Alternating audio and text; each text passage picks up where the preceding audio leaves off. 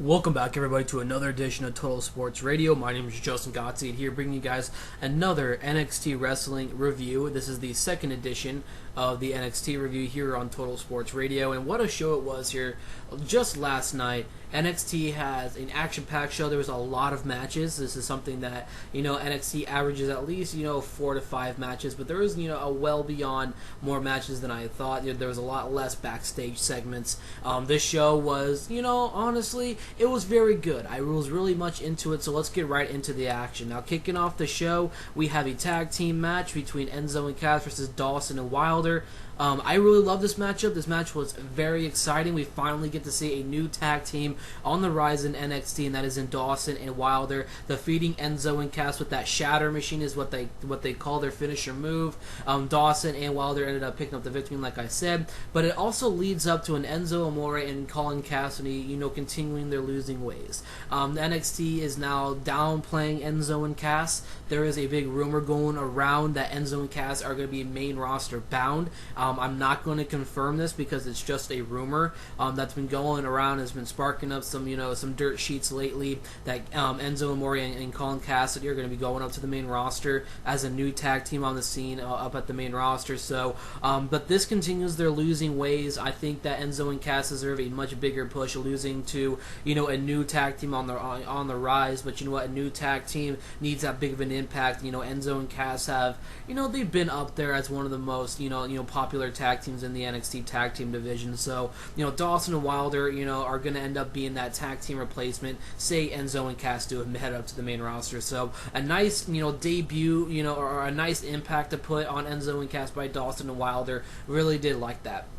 Next up, we did have Baron Corbin versus Jesse Sorensen. Jesse Sorensen is a former TNA wrestler. I was very excited. I know I tweeted at Jesse Sorensen on getting his opportunity in the WWE down at NXT. I don't know if this is going to be an official deal with Jesse Sorensen being in NXT. I would love to see it because I do like Jesse Sorensen a whole lot. I was watching him throughout his days in TNA. I think the future is bright for him, and I think still a very young wrestler. He can make an impact in the future. He was taking on Baron Corbin, and as we all know, Baron Corbin has been notified for having some squash matches, and easily enough, he did win. Following that matchup, we have Chad Gable and Jason Jordan is taking on a street tag team of a guy named Valenzuela and Samson.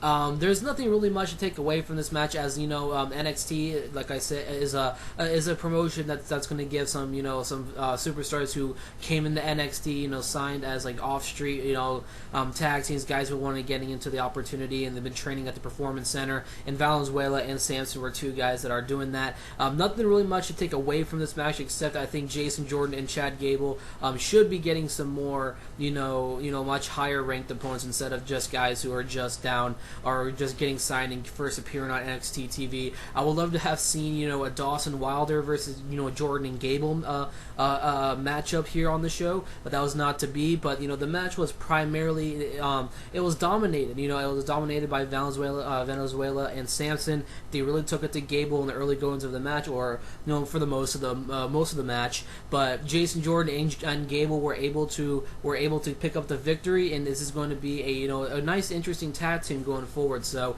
there's another tag team on the rise here in NXT.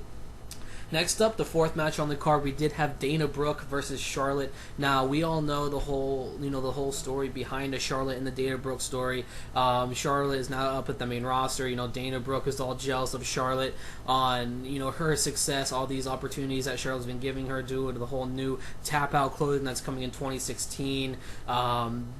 There's just so much to it, and this match, I was very much expecting a lot from this match. Dana Brooke going into this matchup, I was not expecting a whole lot. We rarely see her in the ring unless it's for these little, I'm no disrespect or anything. A lot of phony, backstage segments, tapping the girls on the head after her little promo shoot, and then Emma is suffering with Dana Brooke. I mean, Dana Brooke is she's a very beautiful woman and everything, but you know what? She's just more of a showboater than a wrestler right now. We saw that in today's matchup. She did very minimum to Charlotte. Charlotte, as Charlotte was an easy victory for Charlotte in this matchup. A verbal confrontation to start off the match, but there was a lot of submission holds from Dana Brooke in this matchup. But at the end of the day, Charlotte ended up defeating Dana Brooke, and I think that there's no point to having this kind of rivalry, because I think this is just like a little pit stop kind of rival.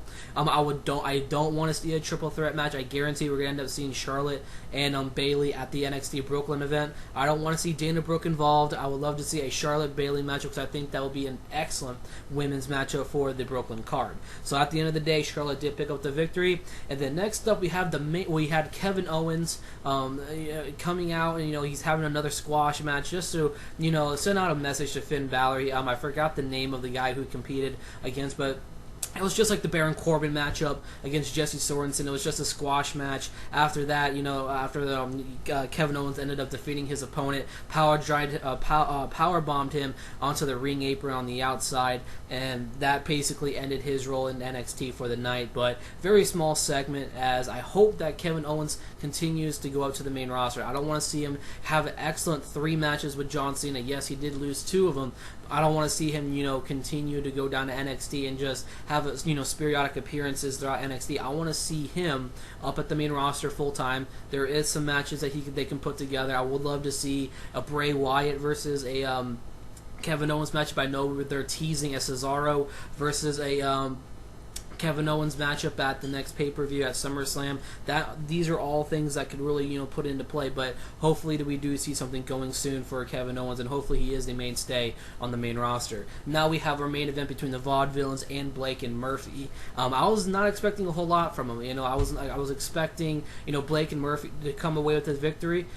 Clean, absolutely not. That's exactly how I predicted it. It was not a clean victory, as Alexa Bliss was involved in the outcome. The match was very close. Vaudevillians was dominating throughout the entire matchup, and they were about to go for their finishing maneuver. I'm just not, my memory has never served me right when it comes to the names of their finisher move. But near the end of the match, Alexa Bliss did get involved for Blake to pick up the victory, or Murphy to pick up the victory, as Blake and Murphy ended up securing and retaining their tag team titles against the Vaudevillians. And at the end of the match, there's something going on involving the Vaudevillians and Alexa Bliss. The Vaudevillians were circling around her after the Vaudevillians were just so pissed off and irate that Alexa Bliss basically screwed them out of their tag team titles and winning the tag team titles. So they started circling her around. Everybody was sanctuary is what the crowd was saying, or not sanctuary. I forgot what it was.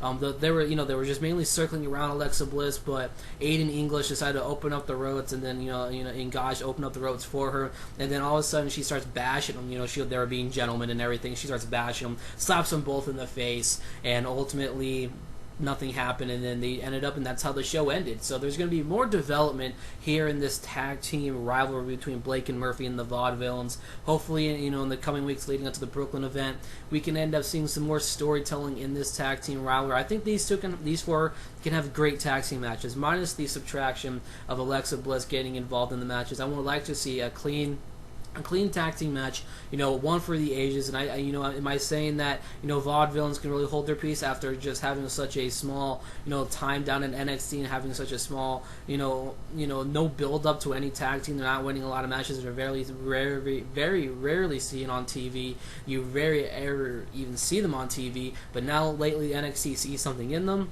They're giving them what they want, and they're getting that opportunity to be in the title picture. So this could be something that could be into a turn of events for their careers, and I think it's going to end up being something very, very exciting to come going forward. We just like to see some more storytelling in this tag team rivalry. So let's hopefully everything does come true. This is your NXT review for the 29th of July, going into August here in the next couple of days. Hope you guys enjoyed tonight's episode of the NXT review. My name is Justin Godsey for Total Sports Radio, and I'll catch you guys in our next video.